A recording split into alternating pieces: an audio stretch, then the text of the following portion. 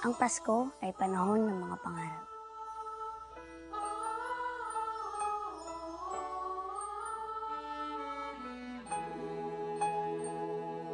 Ang pinaka-wish ko is that people will learn to practice the spirit of Christmas. Tunay yung pagbigay ng gift. It will be creative ways of showing love in every way possible.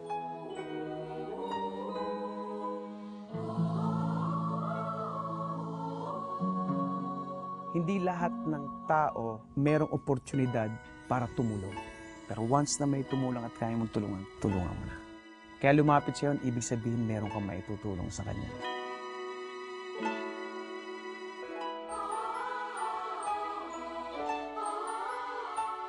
Mas feel ko na Christmas na kung may snow.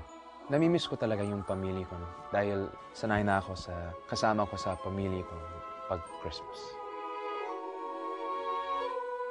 Medyo matagal na rin kami nagse-celebrate ng Christmas ng hindi buo. Yun ang wini-wish ko na sana kahit man hindi ako nakarating kung nasaan ako ngayon, sana hindi na lang kami nagkaahiwa-hiwa. Ang tawag sa amin ng caroling sa Samar, Katsarit. Yung para bagang pag-alala noong journey ni Mama Mary at St. Joseph. Sinasagot yun ng may-ari ng bahay. It was a conversation in song. At as we talk now, namimiss ko yun. Iba yung feeling talaga pag nakakita ka ng taong nakangiti dahil sa ginagawa mo. Yun yung matuturing kong napakalaking blessing na binigay sa akin ni God. Makapagpasaya ng tao kahit sa maliit na paraan. Yung favorite memories ko talaga every year, pag nasa audience yung mom ko, tapos may performance kami sa school for Christmas. Mag-uumpisa pala. Hinahanap ko siya. Tapos pag nakita niya ako, yung hindi ko malimot yung face niya magla-light up na. Nagsisilbi ako sa mga elders.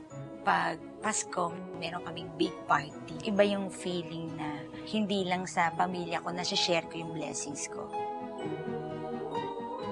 Sa ibang tao, ang perception nila pag Pasko, kailangan maraming pagkain. Pero sa mga kapuspalad, hindi lamang naman yun ang pwedeng magpasaya. Maaaring kasi kumpleto kayo sa pamilya. Tsaka ako naniniwala na ang Pasko talaga ang sentro bata eh. Ito ko yung saya nila talaga. Na at least merong isang araw sa isang taon na maaalala nila parati growing up.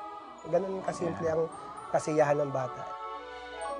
Sana mas marami pa na umanawa, na maintindihan kung ano kalagayan ng ating mga kababayang mahihirap. Kung meron akong isang wish sa Pasko, maging isa sa mga tao na parang tumulong para ma-eliminate natin yung ganitong sitwasyon ng mga bata sakali. Basta buong family ko, kasama yung mga anak ko, okay na sa akin. Yung Pasko na dadating ngayon, sana mabigay ko ng tama sa mga bata. Ngayon, mas na-appreciate ko yung pagiging kumpleto ng isang pamilya na nagkaanak ako dahil pinakamahalaga sa bata yung nandiyan ka. When parents start commenting on how well you raised your children, that's the greatest gift that a child can give you. I would like to see my dad na ang dami pa niyang nakapasaya. Magmula nung nalaman namin that our mom was sick, every day that she has been alive has been Christmas for us.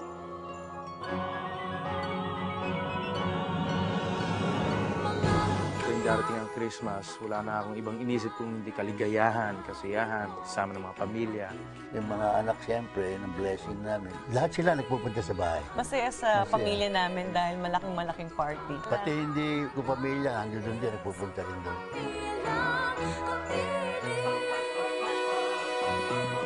We make it a point na namin yung mga bata na na-enjoy nila yung Pasko. We tell them na you share your blessings.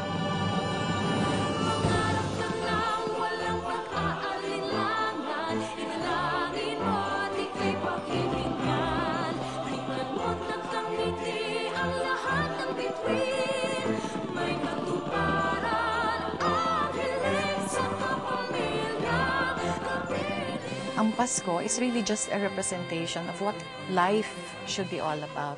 At ang ibig sabihin nito ay pagmamahal lamang eh. Wala nang iba pa.